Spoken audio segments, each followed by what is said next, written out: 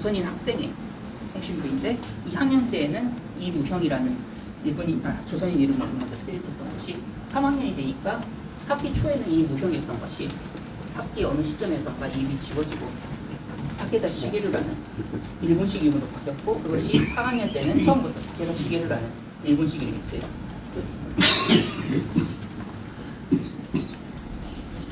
이렇게 해서 이거 같은 경우에는 혁파회라는 조직의 사진인데요. 일본에 살고 있는 조선인들 상대로는 혁파회라는 조직에 강제적으로 들어가서는 않습니다. 일본에 살고 있는 조선인들 상대로는 혁파회라는 이름 하에 이 사람들을 이 혁파회 소속을 강제하고 저런 식으로 이러한 혁파회 수첩, 혁파회 퇴원장이라는 것을 항상 소지할 의무를 가지게 해서 이 사람들을 감시 관리했습니다. 그래서 바뀌다 이거는. 지도자들. 그렇게 해서 이런 식으로 혁파회 같은 걸 조직해서 일본이 당시에 전쟁을 진행하는 와중에 이 사람들을 동원하고 또 정신적으로도 일본에 동화시키려는 그러한 역할을 수행했습니다. 그래서 당시에 일본에 살고 있었던 조선인들이 도쿄에 대공습이 있었을 때 혹은 히로시마 나가사키에 원자폭탄이 투하되었을 때 피해를 받았다는 것을 증명하는 이런 자료들이 전시가 되었습니다. 그래서 여기서부터는 이제 해방 이후의 역사인데요. 해방을 맞이한 1945년 시점에 일본 내에 200만 명에 달하는 조선인들이 살고 있었습니다. 이 중 대다수는 한 160만 명 정도가 30년대 말부터 건너온 사람들로, 즉 일본이 강제 동원하는 과정에서 건너온 사람들이 대다수인데요. 그러나 1945년 해방을 맞이하고 나자 이제 이분들 하루빨리 고국으로 돌아가야 했고 채 1년이 지나지 않아서 130만 명이 당시 아직 나라가 서지 않았던 조선 땅으로 돌아가게 됩니다. 해방에 대해서 30만 명이 돌아갔다. 130만 명이 돌아가고 70만 명이 남았습니다. 130명. 130만이 돌아가고 이거는 일본 정부가 이걸 뭐 수배를 해서 간 게 아니라 일본 정부는 자기네 패전을 수습하기도 급급했기 때문에 사람들이 이렇게 한반도로 가는 배편이 있는 각 항구에 인산인해를 이루어서 자신의 차례를 기다려서 갈 수밖에 없었다. 또 한편으로 이렇게 70만 명이 남게 되었는데요.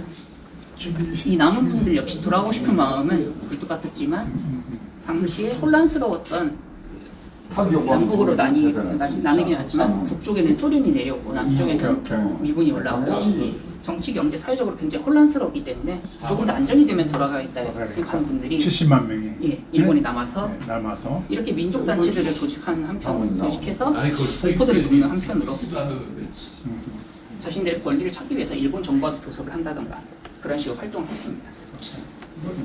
이 정도 구성 같은데. 그러니까 30만 명이 돌아가고 70만 명이 있었던 거예요. 총 200만 명이 있었는데 130만 명이 돌아왔습니다. 130만 명이 돌아가고 70만 명이 여기 남았어요. 오케이. 그리고 한번 돌아갔다가 다시 돌아온 분들 전부 합쳐서 70만 명. 200만 명 중에서 70만 명이 남고 130만 명이 돌아가고. 또 이렇게 해방 이후에 남으신 동포들이 또 한 가지 주력한 것이 민족 교육, 아이들의 교육이었는데요. 언젠가는 고국으로 돌아가야겠다는 마음이 있었기 때문에 아이들에게 한국어, 한국 문화를 가르쳐야겠다는 마음이 있어서 여기 보시면 알 수 있는데 정말 해방을 맞이한 직후 1940년대 후반 시점에도 해방 후 얘기네. 각지에서 이렇게 민족학급을 꾸려서 졸업장을 낸다던가 하는 식으로 학교를 운영을 했다는 사실을 저희가 알 수 있습니다. 다만 이것도 번듯한 학교 건물 같은 건 있지가 않았고요. 이런 건 세울 돈이 없기 때문에 일본인 학교의 일부 구간을 빌린다는 식으로 해서 굉장히 영세하게 운영했습니다만 이것도 일본 정부와 당시 일본을 지배하고 있던 GHQ 미 군정의 반발에 부딪혀서 이 한국 학교, 조선 학교들 대부분이 한때 전부 대부분이 한때 사라졌다가 그 이후에 복원이 됐습니다. 지금 남아있는 그래서 한국 학교 같은 경우에도 다 그 이후에 복원이 된 것이고 대표적으로 작년에 도시엔에서 우승한 교토국제학원 같은 경우도 그 하나입니다. 이렇게 일본에 남으신 분들 같은 경우에는 강제적으로 일본에 끌렸음에도 불구하고 저기 끝나고 나자 일본 정부에서는 이 사람들은 이제 너희들이 일본인이다는 것도 제대로 보상을 해주지 않았는데 대우를 해주지 않았고 이제 외국인 취급을 하고 대접을 해주지 않고 한편으로 일본의 전쟁의 수행에 동원이 되었음에도 역시 정당한 보상을 받지 못한 분들이 많습니다. 대표적으로 여기 있는 조선인 B씨급 정부, 조선인 B씨급 정부를 기억하는데요. 비식급제.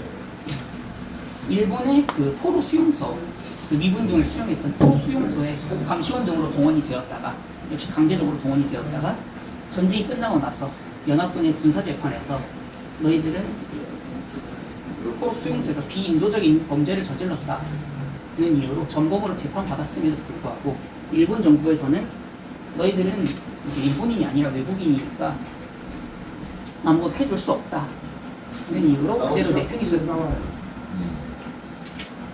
그래서 이렇게 한번 감옥에 들어가서 긴 기간 동안 수감을 당했다가 일본의 스가모 형무소를 전부 다 옮겨져서 전범으로서 옮겨져서 나온 다음에도 아무런 보상을 받지 못하고 그래서 스스로의 명예 회복과 정당한 보상을 받기 위해서 동진회라는 조직을 만들어서 동진회라는 조직을 만들어서 활동을 하셨습니다. 동진회. 그래서 한국 정부에서도 2000년대 이후로 이분들에 대해서 어느 정도 보상, 명예 회복이 이루어지긴 했습니다만은 아직까지도 일본 정부에서는 이분들에 대해서 정당한 보상, 전후 보상이 이루어지지 않고 있습니다. 이제 여기는 이제 70년대, 80년대에 들어서서 인권 문제가 대두되기 이후의 전시인데요. 특히 당시 법적 차별로서 일본 내에 살고 있는 외국인들을 상대로 한 법적 차별로서 대표적인 것이 지문날인제도 있습니다. 지문, 한국인들 같은 경우에 전부 다 지문을 찍어서 지문 관리를 하고 있습니다만은 일본 같은 경우에는 그때도 그렇고 지금도 일본 내국인 상대로는 기본적으로 지문을 찍는 일이 없습니다. 그렇지만 외국인 상대로는 외국인 등록을 할 때마다 처음 등록하고 갱신을 할 때마다 지문 10개를 전부 다 찍어서 관리를 하고 있습니다. 관리하고 있었습니다. 즉 외국인은 언제 범죄를 저질러도 이상하지 않다는 생각이 일본 정부의 머릿속에 있었는데요.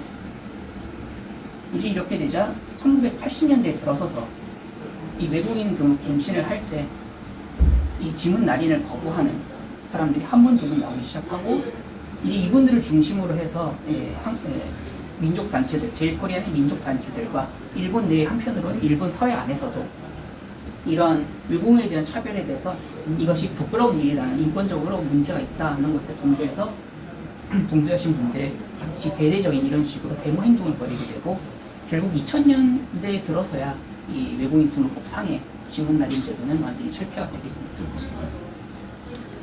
그리고 또 한편으로는 사회적인 차별로서 취직 차별이 있었는데요. 제일코리안, 한국조선인 같은 경우에는 번듯한 기업에서는 취직을 시켜주지 않는다는 문제가 있었습니다. 그래서 큰 사건으로 비화되는 것이 히타치의 취직 차별 사건인데요. 1970년에 이 박종석 씨라는 제일항공 2세분께서 통칭명 일본식 이름으로 일본 대기업인 히타치에서 취업 내정을 받았다가 사실 이 사람이 박종석이라는 한국식 이름이 있다는 것을 히타치 사측에서 알게 되자 갑자기 내정을 취소해버리는 일이 있었습니다. 박종석 씨 같은 경우에는 이것이 내가 능력이 있어서 채용을 했는데 단지 내가 한국인 이름이 있다는 것만으로 이것을 취소를 한다는 것은 명백한 외국인에 대한 차별이다는 것으로 히타치를 일본 재판소에, 일본의 법원에 소송을 걸어서 이분 같은 경우에도 일본인들 그리고 한국인들이 이러한 외국인에 대한 취업 차별을 규탄하는 의미에서 박군을 둘러싼 모임 같은 식으로 해서 히타치에 대한 불매운동을 벌인다던가 아니면 집회를 가진다던가 하는 식으로 이분의 활동을 보조하셨고 결국 4년 후에 재판에서 최종적으로 승소를 하게 되었습니다. 이렇게 큰 번듯한 기업, 그러한 번듯한 일자리에서 취업을 시켜준 일이 없었기 때문에 제일동포들이 대다수가 글을 쓴다던가 그림을 그린다던가 아니면 운동이나 연예계 등의 그런 개인의 능력 하나만으로 활동에 성공할 수 있는 그런 분야로 나가게 되는데요. 그래서 대표적인 예 중 하나가 50년대, 60년대의 일본의 국민적 스타였던 역도산이었습니다. 기도산. 역도산 같은 경우에는 이렇게 사적인 자리에서는 같은 한국 한반도 출신자, 북부 한반도 출신자들과 이렇게 교류를 가지고 친교를 나눴습니다만 한편으로는 본인이 대대적으로 프로레슬러로서 일본의 국민적 스타로서 추앙받는 도중에는 결코 자신이 한국 출신이었다는 사실을 밝히려고 하지 않았습니다. 일본 내에서는 진짜 아무도 몰랐습니다. 이 사람이 사실은 저기 제일 코리안이다라는 것이 알려지게 될 것은 역도산이 죽고 나서 그 이후의 일이었습니다.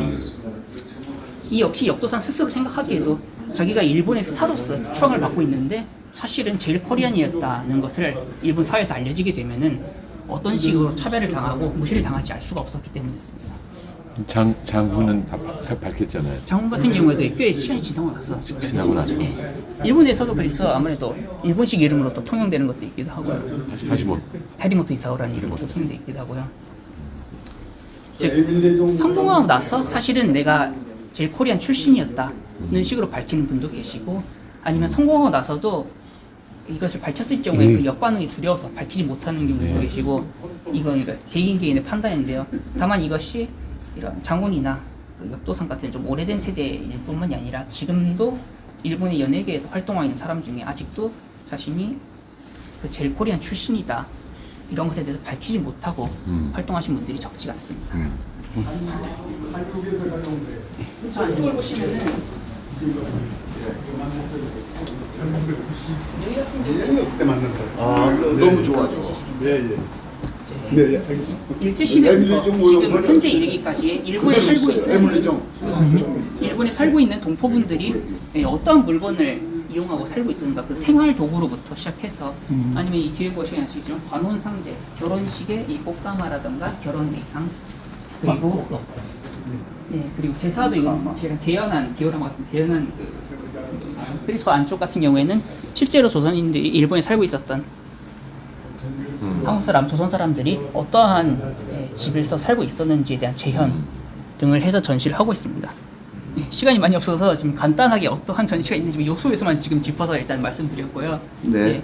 수고하셨습니다. 시간이 되시는 대로 좀 보시고 바깥에 이제 테라스 같은 경우에는 지금 비가 오고 있어서 지금 나가시고 아니요, 괜찮아요. 보니까. 거기서 단체 사진도 찍을 네. 그래서 단체 사진도 한번 찍고. 여러분들 이제 여기서 단체 사진을 한번 찍을 예정이에요. 여러분들 다 나오는. 이번에 지금 올해 이제 엑스포가 오사카에서 개최되고 있습니다만 그 옛날에 오사카에서 그 엑스포가 열렸을 때 그 한국과에서 전시를 하던 거를 이쪽 건물로 옮겨서 여기서 전시. 이게 앵글 종류네 원래? 레플리카입니다.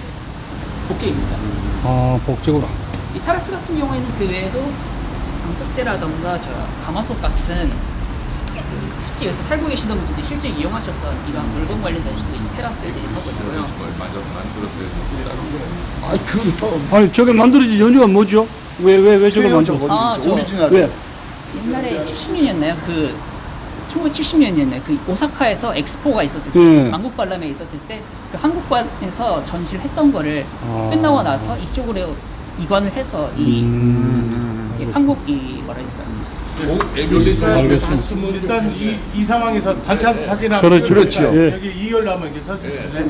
옆으로 쭉 이렇게 키 크신 분들이 뒤이고 키가 좀 적으신 분들이 앞으로 서시고 쭉.